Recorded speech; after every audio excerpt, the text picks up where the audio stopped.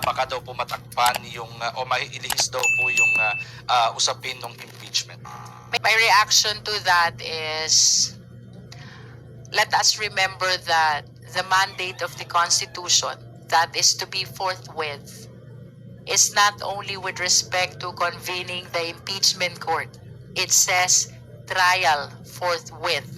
In other words, by trial, we mean presentation of evidence, presentation of witnesses.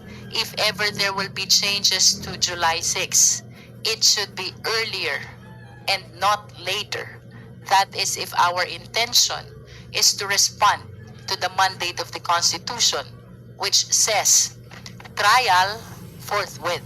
Convict or acquit. Hindi po natin masasagot yan hanggat hindi po natin nakikita ang ebidensya ng depensa.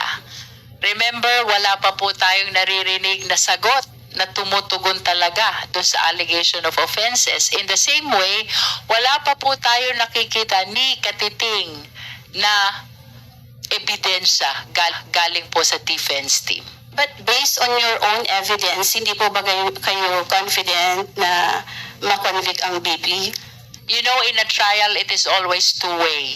May prosecution at meron ding defense. We need to see the defense. Namin ni Batangas Representative Jervil Jinke Beatrix Luistro na totoong itinago niya pansamantala noon ang kanyang asawa para ihanda ang legal defense nila sa kasong rape.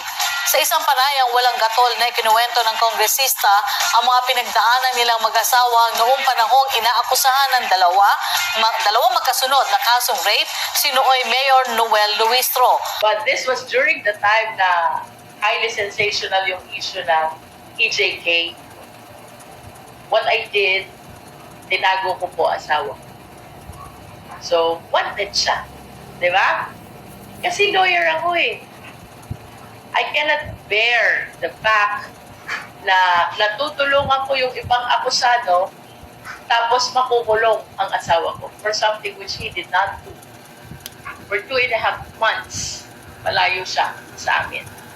Bakit naman ang IDP is a challenge for you? Hindi mo ba pwedeng IDP mo to prove you? Iimbestigahan nyo na yun? Kasi admission yan eh. Na sinabi niya na tinago niya yung asawa niya. And that was rape. That's a non-bailable offense. Na totoo lang yung pagsagot niya yung sa utang, no? Na gusto naman daw bayaran, pero dahil Yung utang? ganyan yan, utang nila kay BP, doon sa law office. 8 million. Okay, months. Oo. May utang siya dun sa rape case ng asawa niya. Oo, at di ba, inamin rin yung tinago niya. Ewan ko sa mga lawyers, kaya ako minsan yung mga kaibigan kong lawyers, sinatanong ko, talaga bang ethical yung mga pinaggagawa? Tapos ang sabi niya of late,